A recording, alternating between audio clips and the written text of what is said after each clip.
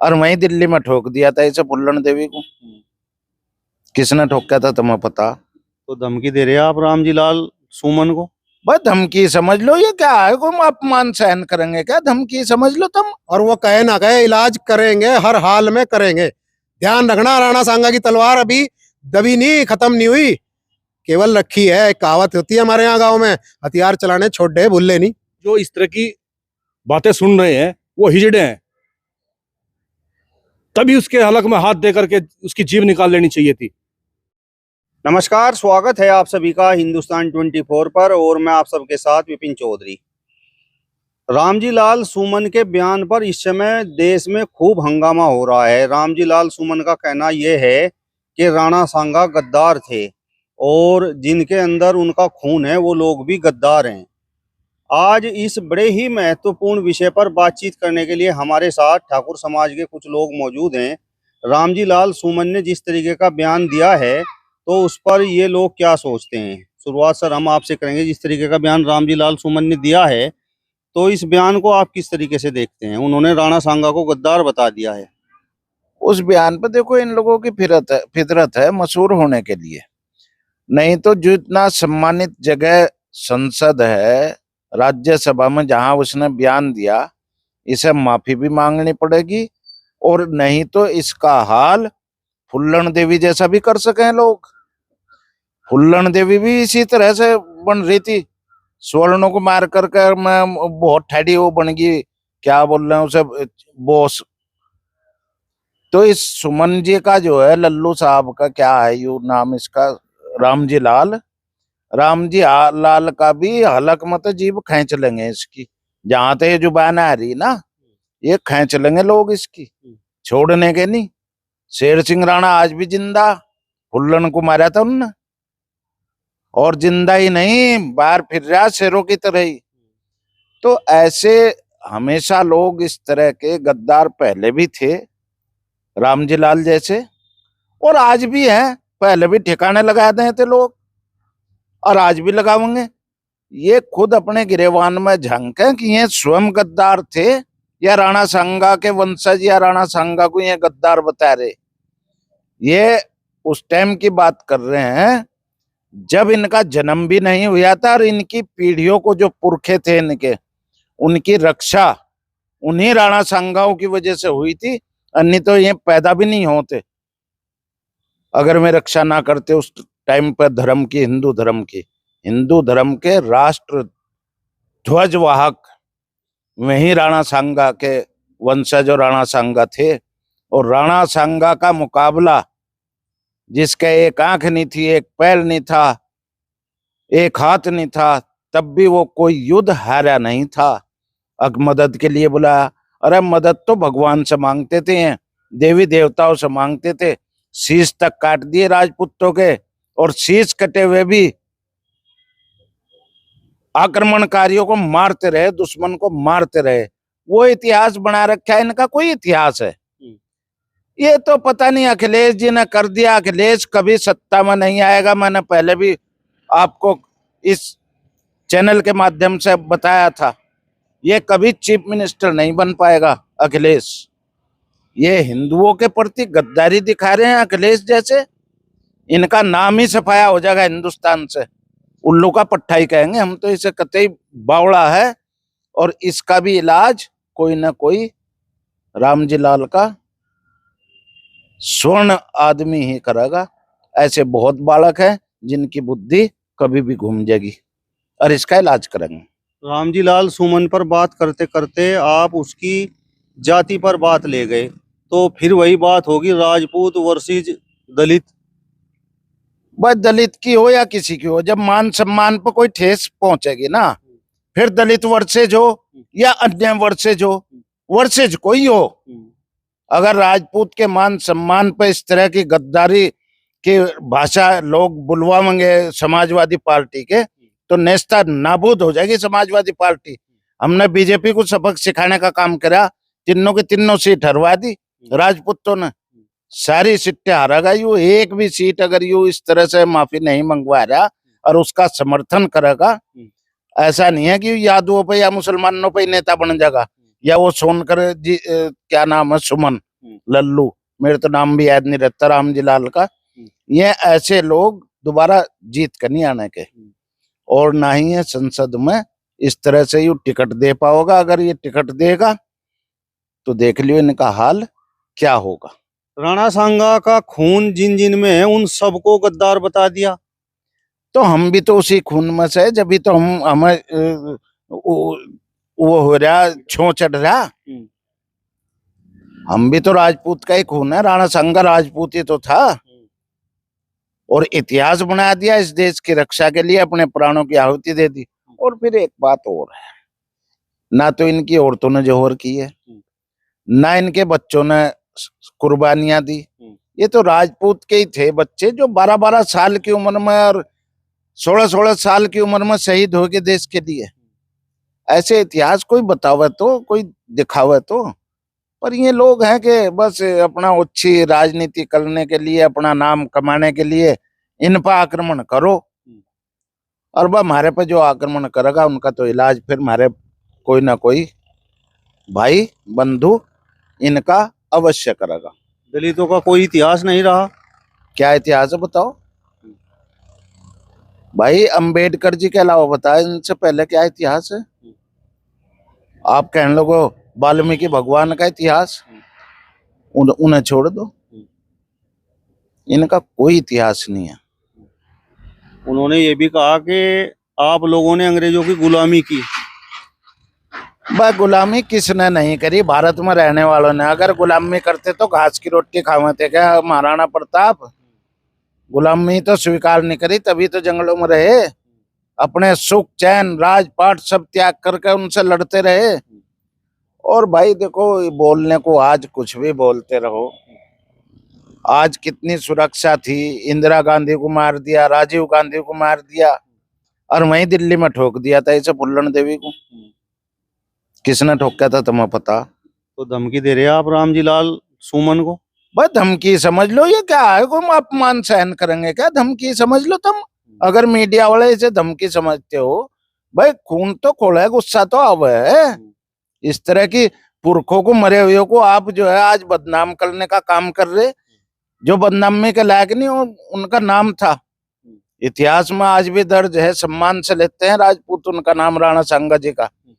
और ये इस तरह की अच्छी घिनौनी निंदनीय हरकतें करके आप कह रहे गुस्सा नहीं आवेगा? सामने पड़ गया तो क्या पता क्या कर दूं मैं। आप बताओ जी, रामजी लाल सुमन के बयान पर आपका क्या कहना है, जिस तरीके से उन्होंने राणा सांगा जी को गद्दार कहा है?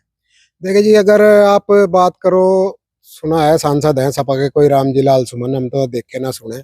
ये उल्टी सीधी जो बकवास करी जा, वो इसीलिए करी जाती है कि मेरा कोई नाम ले ले। तो नाम तो मैं लेना उसका ना पसंद करता, ना मैं चाहता कि उसका कोई नाम ले। लेकिन जिस शख्सियत के बारे में, जिस हमारे पूर्वज के बारे में उसने ये बात कही है, उसे पता नहीं इतिहास को उन्हें पढ़ा। वैसे तो ये अनपढ़ी हो, उठा टेक ही हो, जो वहीं वहां पहुंच जा, सपा जैसी सरकार उन्हें, सपा जैसे सांसद बना दें उन्हें, इतिहास इतिहास से कुछ पता नहीं होगा। किसी ने कह दिया जी अपने हीरो बनना, तो यूं कह दो तो वो हीरो बन गया होगा, जो भी है सुमन सामन जो भी है। दूसरी बात, महाराणा सांगा 1509 से लेकर 1527 तक राज किया। इतिहास में इतनी स्थिति में, इतने बुरे स्थिति में राज करना, पूरे हिंदुस्तान को जोड़ के रखना। और आपको एक बात खूब अच्छी तरह इतिहास में दर्ज है कि उनकी एक आंख नहीं थी, एक हाथ नहीं था। उसके बावजूद जो ये कुकुरमुत्ते बाहर से आए थे, जब चाहे थे, जिसे चाहे थे वहां से उखाड़ के फेंक देते थे, वो महाराणा सांगा थे। तो ये ऐसे ऐसे लोगों की तो औकात ही नहीं है उनके बारे में बात करने की। ये तो एक अच्छी हरकत है अपने आप को हीरो बनाना। दूसरी बात, आपके चैनल से एक आह्वान करना चाहता हूं, ये सहारनपुर की वो धरती है, 8 मई में प्रोग्राम हुआ था ननौते में, और भाजपा सहारनपुर से लेकर गाजियाबाद तक सुपड़ा साफ हो गया था। और रही बात सपा की, जो ये अखिलेश जी आज उसके समर्थन में दे रहे हैं बयान, एक चीज ध्यान कर लेना अखिलेश भाई, यही कौम है जो अपने सारे साथियों को, 36 बिरादरियों को साथ लगा के चलती है। अगर तुझे ये सांसद मिल रहे हैं ना जिन पर कूद रहा, ये जो सांसद मिल रहे, ये इस कौम की वजह से हैं जिसके लिए तू यूं कह रहा कि गद्दार था। तेरा सांसद कह रहा, तू उसे कोई जवाब ना दे के उसका समर्थन कर रहा। और मैं आज अपनी बिरादरी राजपूत सभा को ये आपके चैनल से आह्वान करता हूं कि ये तलवारों की लड़ाई तो अब नहीं रही, लोकतंत्र की लड़ाई है। ध्यान रखना, यही सहारनपुर की भूमि से शुरू करेंगे और अब के 30 की जगह सिर्फ 0 लगना, आगे 3 पे रोकना है इसे। ये मेरा आह्वान है। और राणा सांगा का अपमान करने का तो कुछ दिनों में आप भी देख लेना क्या क्या उसे कहाँ से उस पर मुकदमे लगवाएंगे, कहाँ से उनका कहेगा। और कहना मेरे बड़े भाई का, क्षत्रिय हैं, लड़ते आए, दिल में जिगरा है, इस देश के लिए जानने दी। एक समय ऐसा था कि क्षत्रियों में 18 साल के बालकों से बड़ा आदमी नहीं बचा था। वो किसके लिए कुर्बान हुए? ये सुमन पुमन और जोड़ से बता रहे, ये तो पैदा भी नहीं होते, कहीं कटे हुए होते, और नहीं तो कहीं अल्लाह अकबर कर रहे होते। इनकी औकात है उसके बारे में कहने की, जिस शख्सियत के बारे में ये कह रहे। तो ये तो सिर्फ हीरो बनने का और बकवास करके अपना नंबर बनाने का तरीका है और कुछ नहीं है। भाजपा का विरोध करके आपने लोकसभा चुनाव में जिन सांसदों को चुना था, चाहे वो कैराना सांसद इकरा हसन हो या फिर सहारनपुर सांसद इमरान मसूद हो, तो अब उन्होंने बोल दिया है, रामजी लाल सुमन ने, जो समाजवादी पार्टी के सांसद हैं, कि राणा सांगा तो गद्दार थे। तो आप उम्मीद करते हैं इकरा हसन और इमरान मसूद इस विषय पर रामजी लाल सुमन की निंदा करेंगे? देखो, ये करनी तो चाहिए 100%, लेकिन वो उनका आउटलुक है, वो उनकी अपनी नेतागिरी है, क्योंकि ये राजनीति है, गंदी राजनीति है। हमें राजनीति से कोई मतलब नहीं। हमने तो भाजपा ने हमारे समाज को दरकिनार किया था, उसका इलाज करके दिखा दिया था और छाती ठोक के करा था। कोई ये नहीं कहता, कोई नहीं करता। करने का सक्षम हम इसलिए हैं कि हम अकेले नहीं हैं, हम 36 बिरादरी को साथ लेके चलते हैं। रही बात सांसद की, इमरान मसूद हो, इकरा हो, आगे कोई भी सांसद बने वो उनका है। अगर उन्हें सही लगेगा, उन्हें लगना चाहिए। गलत बात को कैसे जस्टिफाई कर रहे हैं किसी की? ये तो एक समाज है। क्या उन्हें समाज की जरूरत नहीं है? क्या अखिलेश यादव को इस समाज की जरूरत नहीं है? आज अखिलेश यादव एक बार खड़ा होकर इस बात को कहे टीवी पे कि मुझे जरूरत नहीं है इस समाज की, देखो फिर करते हैं इलाज। और वो कहे ना कहे, इलाज करेंगे, हर हाल में करेंगे। ध्यान रखना, राणा सांगा की तलवार अभी दबी नहीं, खत्म नहीं हुई, केवल रखी है। एक कहावत होती है हमारे यहाँ गांव में, हथियार चलाने छोड़ दे भूले नहीं। तो वो तलवार, वो हथियार सब चलाने आते हैं, अक्षत्रिय हैं और लड़ना जानते हैं। और इन अक्षत्रियों की वजह से ही आज ये देश है, एकजुट है। और अक्षत्रियों की वजह से जो से सांसद में बैठ के बकवास कर रहे हैं, ये अक्षत्रियों की वजह से जिंदा है, नहीं तो कहीं टोपी लगा के नमाज पढ़ रहे होते। आप बताओ जी, रामजी लाल सुमन के बयान पर आप क्या कहेंगे? मेरा ये कहना है कि मेरे दिल में आग लगी हुई है। जिस तरह का घृणित बयान रामजी लाल सुमन ने दिया है वो असहनीय है।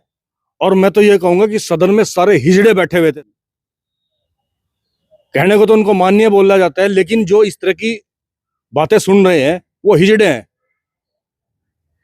तभी उसके हलक में हाथ दे करके उसकी जीभ निकाल लेनी चाहिए थी। मतलब रामजी लाल सुमन की इतनी हिम्मत हो गई कि राणा सांगा को देश का गद्दार बता रहे हैं, हिंदू धर्म को गद्दार बता रहे हैं। वो जो उसके वंशज है सबको, सभी हिंदुओं को उन्होंने गद्दार बता दिया। रामजी लाल सुमन, अगर मुझे तू फंस गया ना तो मैं बस तेरे जूते इतने बजाऊंगा, वो पक्का इलाज करूंगा तेरा मैं। मतलब तू हमारे पूर्वज को, हमारे जो हमारा देश का गौरव रहे हैं राणा सांगा, उनके लिए इस तरह की बातें बोल रहा है। बस हम यही कहना चाहते हैं कि जो भी इस तरह की राजनीति कर रहे हैं देश में राजपूतों को टारगेट करके, तो वो अपना अंजाम सोच लेना। अब देश में आग लगेगी और कुछ नहीं होगा। ये राजपूतों को जगा रहे हैं, राजपूत को तलवार उठाने में मजबूर कर रहे हैं। हिंदू महासभा ने तो रामजी लाल पर इनाम घोषित कर दिया है। हिंदू महासभा ने सिर्फ 1 लाख रुपए का इनाम घोषित किया है। मैं 1 करोड़ का इनाम घोषित करता हूं। राणा जी, आप थोड़ा सा इधर आ जाओ। आप उठकर उधर चले गए। आपने राणा सांगा का इतिहास पढ़ा है? वह इतिहास तो देखो हमने किसी का भी नहीं पढ़ रखा। हमें तो अपना इतिहास पता है कि राजपूतों ने इस देश में केवल और केवल सभी जातियों धर्मों की रक्षा के लिए अपने प्राण न्यौछावर करे, इतनी सी बात पढ़ रखी है हमने। नहीं, मैं आपसे ये पूछना चाहता हूँ, जिस तरीके से रामजी लाल सुमन ने कहा है कि इब्राहिम लोदी को हराने के लिए राणा सांगा बाबर को लेकर आए थे, तो इस बात में कितनी सच्चाई है? भाई सच्चाई यह है, अक्षत्रियों ने कभी किसी से मदद नहीं मांगी। अपनों को छोड़ करके जो उनके कुलीग थे, उनके अलावा किसी गैर से कभी मदद नहीं करी। अपनों को मरवाने के लिए कभी किसी गैर की मदद नहीं ली। मतलब इतिहास में ऐसा कहीं नहीं लिखा कि ऐसा राणा कहीं सांगा है ही नहीं। ऐसा कहीं नहीं है जो उसने शब्द बोले हैं 100 के 100% गलत बोले हैं, और बल्कि मैं तो ये कहूंगा कि नेगेटिव बोले हैं उसने। ये भाषा उसे आज बोलने का कोई औचित्य समय ही नहीं है। अरे औरंगजेब और बाबर की तुलना आप ऐसे योद्धाओं से कर रहे हो आज के समय में। अरे अबू आजमी के जूते लगने चाहिए थे, तुम उसको और भलीभूत कर रहे हो। तो ये चीज उस टाइम के आज के टाइम में उठा करके इसका ना सबक सिखाओगे ना, आपको हम बता रहे जल्दी आपको सूचना मिलेगी कहीं ना कहीं से कि इसका इलाज हो रहा। आप बताओ जी, क्या इतिहास में ऐसा कहीं लिखा हुआ है कि राणा सांगा ने बाबर को इब्राहिम लोदी को हराने के लिए बुलाया था? एक बड़ी छोटी सी बात मैं आपको बता देता हूँ। इब्राहिम लोदी को राणा सांगा ने 3 युद्ध बहुत बुरी तरीके से हराए थे, और उसको कैद करके 6 महीने कैद रख के उससे जुर्माना लेके उसको छोड़ दिया गया था, क्योंकि क्षत्रिय हमेशा से बड़े दिल का रहा। उसकी जगह कोई और होता, कोई औरंगजेब कोई और होता, वो काट देता, मार देता। लेकिन हम लोग इतने बड़े दिल के रहे हैं, हमने कभी ये उचित नहीं समझा कि किसी की हत्या करी जाए, ना हम हत्यारे हैं। दूसरी बात, पानीपत में युद्ध हुआ था बाबर का और लोधी का, जिसमें बाबर ने लोधी की पूरी सेना काट के खत्म कर दी थी। उसके बाद लोधी वंश खत्म हो गया था। फिर बाबर दिल्ली की ओर प्रस्थान किया। जिस समय बाबर दिल्ली की ओर प्रस्थान किया उस समय राणा सांगा मेवाड़ और आसपास के बीकानेर, जैसलमेर, इन सब राज्यों में थे। उसके बाद बाबर के साथ लड़ाई करते करते वो पश्चिम उत्तर प्रदेश तक पहुंच गए थे। इधर से पूरा एरिया कवर करने के बाद वो दिल्ली के बहुत नजदीक थे। तब एक जगह पड़ती है मेवात के पास, वहां के युद्ध में एक किसी गलत उसकी वजह से राणा सांगा की मृत्यु हुई। उसमें थोड़ा सा विरोधाभास है, कुछ लोग कहते हैं 5027, कुछ लोग कहते हैं 5028। इसलिए ये तो कहीं से कहीं तक मतलब ही नहीं होता कि हम लोग किसी की मदद लें।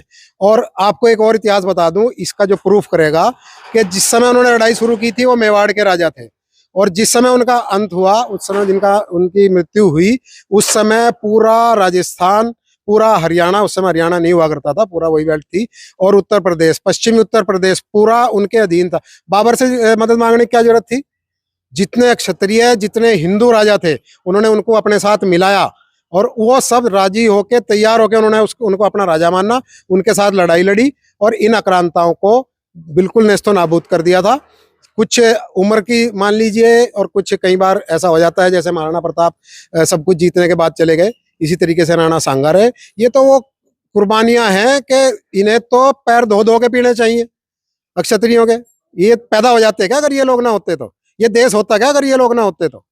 ये सब अंगूठा बकवास टेक रामजी लाल सुमन है या दलित समाज अंगूठा टेक है? देखो जी, जो बिना बात की बकवास करेगा, अगर वो एमए और एमकॉम भी है, तो मेरे हिसाब से तो अंगूठा टेक है। इतिहास पढ़ लेना चाहिए। आप संसद में बैठे हो, एक सम्मानित पद पे हो, यदि गलती से चले गए, आपके भाग में पता नहीं ऊपर ने कैसे गलती से राजयोग लिख दिया और आप संसद में चले गए, अब इस तरीके की बात करोगे तो आपसे तो कमजोर बेकार आदमी में किसी को नहीं मानता। रही बात आपने कही दलित समाज की, दलित समाज में तो एक से एक अच्छे लोग पढ़े हैं। आज एक से एक बढ़ के IAS IPS हर पद पे हैं, सचिव हैं, प्रमुख सचिव हैं, ऐसा नहीं है। लेकिन जो आदमी सिर्फ एक काहे के लिए, चंद वोटों के लिए, एक संसद बनने के लिए, कुछ नहीं है। पीछे से फूंक मारी गई होगी, तू दलित है, इस समय दलित तुम्हारे से छिटा हुआ है, यार कुछ देखो का जुगाड़ करके दलित मिल जाए, और कुछ नहीं है इसका मतलब। केवल और केवल 2-4 दलित टूट के आ जाएंगे बस। हिंदू महासभा ने जिस तरीके से रामजी लाल सुमन की जीभ काटने की घोषणा की है और कहा है कि जो इसकी जीभ काट कर लाएगा उसे इनाम दिया जाएगा, तो इस ऐलान पर आप क्या कहेंगे, इस घोषणा पर? बस ठीक कराया घोषणा, तो ऐसे का इलाज ही होगा। और मैं पहले भी बता दिया आपको कि इलाज तो जल्दी सूचना मिलेगी, इसका इलाज तो करेगा कोई ना कोई।